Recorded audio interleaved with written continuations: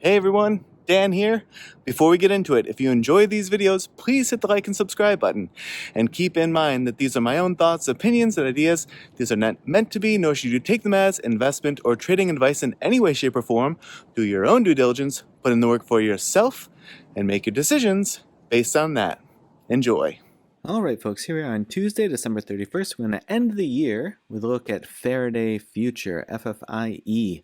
So I actually meant to do a video, or I was thinking of doing a video a few days ago on FFIE when it was triggering on the TTM squeeze indicator. You see it put in 3 candles of trigger here, and then it fired, and it really called it out greatly, right? It called out this move immensely. The first candle after the trigger up over 33%, and then up over 78%, and then today coming down over 22%, but still a huge run up and a great call there by the TTM squeeze indicator. I sort of had other things on the list, and I just balked long enough that I missed it. But I was thinking, oh man, I would look like such a sorcerer if I had put out a video like in these 3 days, somewhere around there. But so it goes. Sorcerer is not meant to be. But if we look at FFIE, it had this long-term downtrend resistance that it sort of went sideways and then sideways and slightly downward from, but it did get significant distance from it, which is always what I'm preaching. And I'm interested to see now if it can actually do anything with the motion that it's trying to kick into here. Now, the levels that I have, this 177 is down a bit far away now, but I put that there because if it does slip this 225 support level that I have, which is the nearest in support level at the moment, it does get into the gap that then fills at about that 177. So I would just be aware. Obviously, it sort of dipped its toe in there already today, came down to 212, and it got like 7 cents into the gap. But it does stretch down to like 177. So if it has the want to come down and fill that gap, just keep that in mind. This 225 gets pretty precarious because of that, because there's not a ton of support in the gap. I would say, if there were something, I don't want to crowd the chart too much, but I'll just say this and not put it on the chart at the moment, but 198 I would say has the potential for support as well in the gap. But aside from that, I don't see a ton of other indications of strong support from the current price action.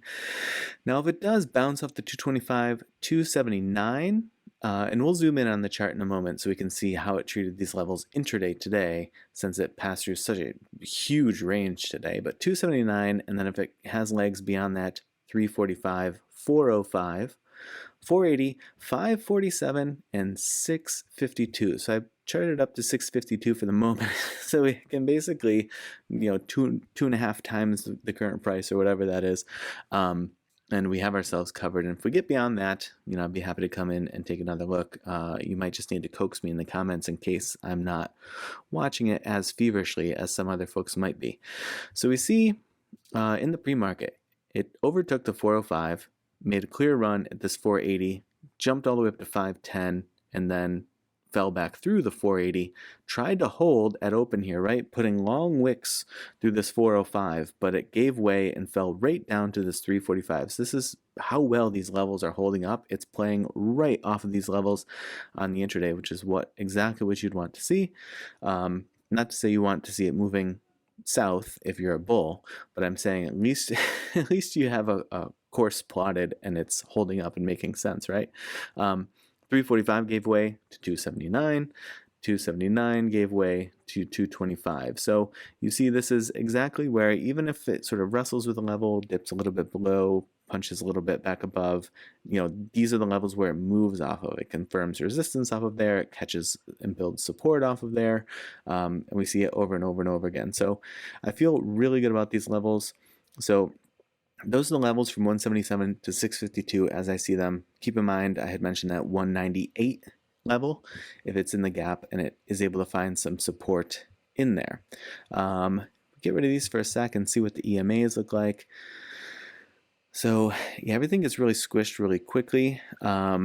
So these aren't actually that helpful, which is also what made the Thinkorswim setup. If you've seen that before, I'm not even going to flip over to it because it looks exactly like what you just saw there. It's just squished because that's what the EMAs are doing, because it's been so crazy.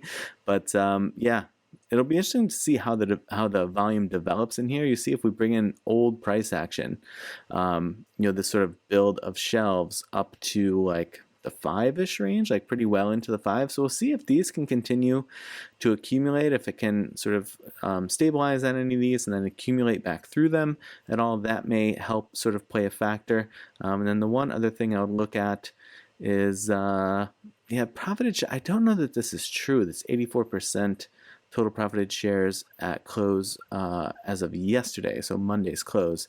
It doesn't seem likely to me, but maybe for some reason it is. I don't know, but it seems odd to me. You do see some incredibly large orders coming out both yesterday and today. I would assume that helped this wild range that we saw today, and then ultimately proving out to be a red day, which, had you caught this puppy in the pre-market, it didn't look like that was the direction things were going. It was just a rocket from was this Friday, Monday, Tuesday, yeah. So from Friday on, and then it looked like it was going to keep on moving, but as we saw, hit those resistance levels, and that's why we put them on there, and so it goes. All right, folks, so I hope that you had a good start to your week so far. I hope that you are ending 2024 happily and with friends, or at least content and doing your own thing, whatever that looks like for you. I hope that it's a good one, and as always, I appreciate it, and I will see you in the next video.